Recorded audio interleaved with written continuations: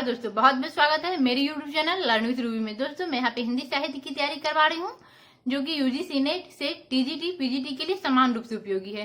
दोस्तों आज का वीडियो मैं लेके आई हूँ हमारे यूजीसी के पाठ्यक्रम में शामिल इकाई 9 की निबंध। इस वीडियो में देखेंगे कि निबंध में क्या है खास और उनके निबंधकारों को जन्म वर्ष याद करने का आसान सा ट्रिक, क्योंकि जब भी हमारे एग्जाम में आए कि निबंधकारों को क्रम से सजाने का, तो ये प्रश्न हमारे कभी गलत ना हो। तो आइए दोस्तों बढ़ते हैं अपनी वीडियो की तरफ। निबंध जिसका अर्थ होता है अच्छी तरह बंधा हुआ। निबंध का अर्थ होता है अच्छी तरह बंधा हुआ। निबंध के बारे में हमारे रामचंद्र शुक्ल जी ने क्या कहा है कि यानी गद्य कवियों की कसौटी है, तो निबंध गद्य की कसौटी है। और बाबू गुलाब राय जो भी एक आलोचक रहे हैं, उन्होंने कहा है कि निबंध का आकार सीमित होता है, उसमें निजीपन होता है, स्वच्छ और सजीव होता है। तो हमारे यूजीसी के पाठ्यक्रम में लगभग 11 निबंध है और निबंधकार 10 है। भारतेंदु जो है वो सबसे पहले हमारे निबंधकार रहे हैं और हम सभी जानते हैं कि आधुनिक युग की शुरुआत भारतेंदु से ही हुई है। तो भारतेंदु की 2 निबंध हमारे पाठ्यक्रम में शामिल किया गया है। जो पहला है दिल्ली दरबार दर्पण और दूसरा है भारत वर्षों उन्नति कैसे हो सकती है। तो दोस्तों आइए जानते हैं भारतेंदु का जन्म वर्ष। भारतेंदु का जन्म वर्ष 1850 ईस्वी में है। हम सभी जानते हैं कि भारतेंदु ने बहुत सारे काव्यों की रचना की है, यानी कि वो 50 काव्यों की लगभग उन्होंने 50 काव्य की रचना की है। तो यानी 50 काव्य से हम याद रख लेंगे कि 1850। ऐसे तो उनके काव्य बहुत सारे हैं, 150 के आसपास है, लेकिन हम यहाँ पे याद रख सकते हैं कि उनके काव्य 50 है, यानी कि उनका जन्म 1850 में हुआ है। उनके जो निबंध है दिल्ली दरबार दर्पण जो 1877 में हुई है, इसमें उन्होंने कहा है, इसमें उन्होंने 1870 के दिल्ली दरबार का वर्णन किया है, जिस पर क्वीन विक्टोरिया को भारत की राजराजेश्वरी घोषित किया गया हुआ था, क्योंकि उस समय भारतेंदु बनारस के प्रिंस ऑफ वेल्स के मार्गदर्शक के रूप में काम किए थे।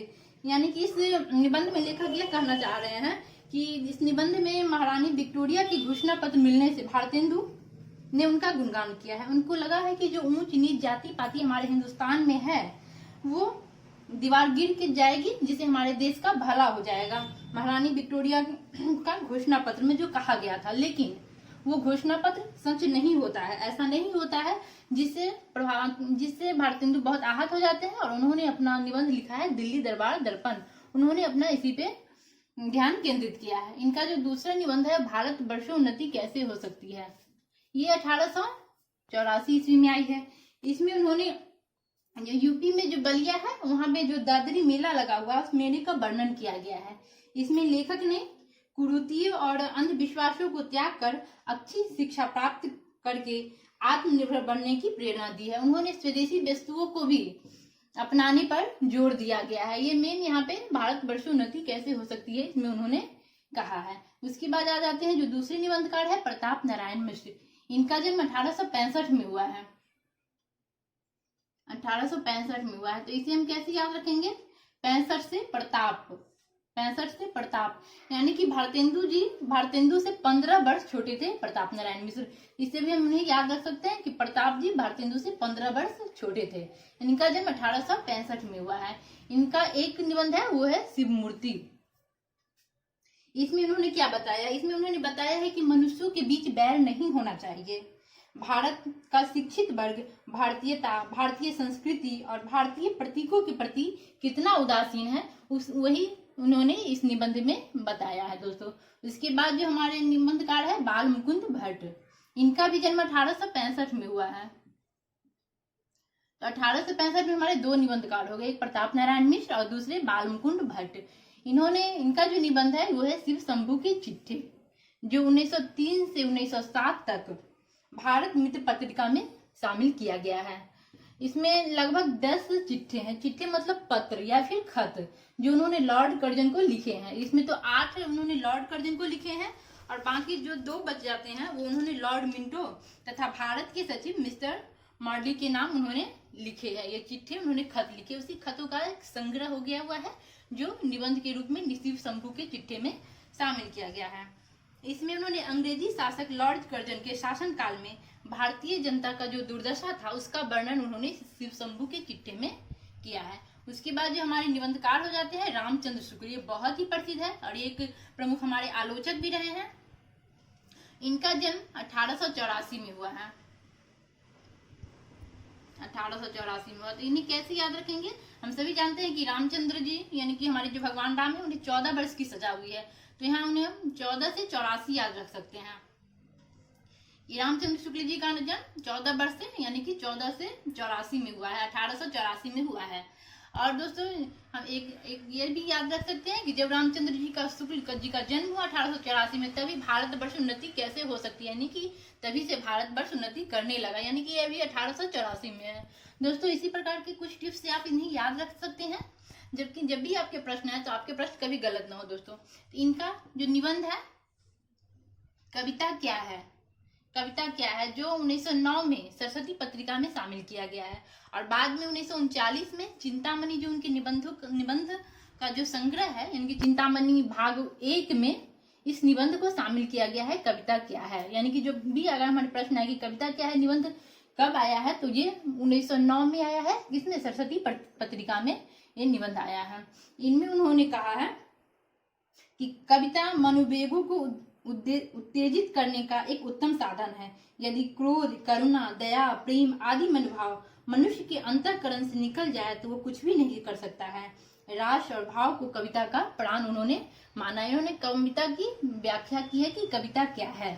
दोस्तों आगे की वीडियो में मैं एक एक निबंध को डिटेल से बताऊंगी, यहाँ मैं बस छोटा सा बता रही हूँ कि इस निबंध में क्या है खास, कि जब भी आपके एग्जाम आए तो अगर आप एक बार इस वीडियो को देख ले तो आपके सारे निबंध का रिवीजन अच्छे से हो जाएगा, इसीलिए मैं बहुत ही छोटा छोटा बता रही हूँ।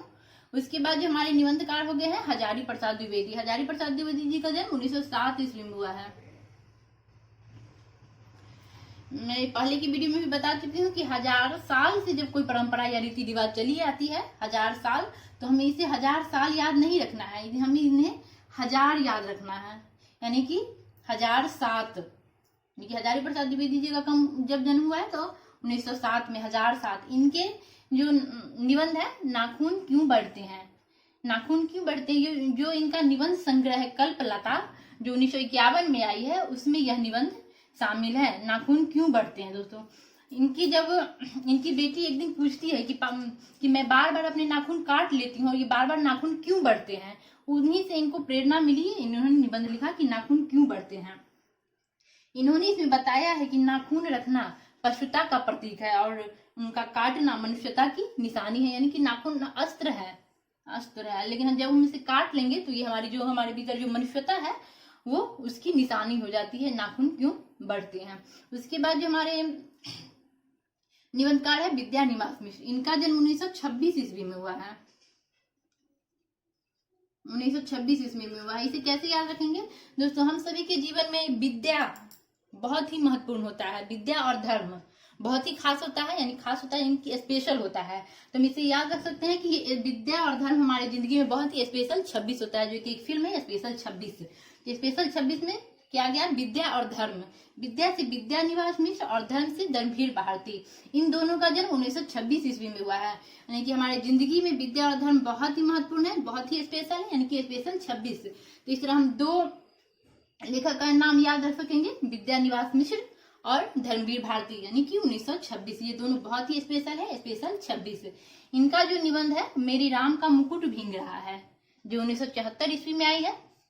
इसमें उन्होंने जो दिखाया है, इनमें उन्होंने कि एक पीढ़ी से दूसरी पीढ़ी में कैसे स्वभाव में उसके विचार में अंतर हो जाता है, वही इन्होंने दिखाया है कि इनका बेटा अपनी एक लड़की दोस्त के साथ कहीं संगीत का प्रोग्राम था, उसमें वो सुनने चले जाते हैं और बहुत देर हो जाती है और मौसम बहुत खराब हो जाता है, बारिश हो जाता है और ये जो लेखक है वो बहुत चिंता करते रहते हैं अपने बेटे का।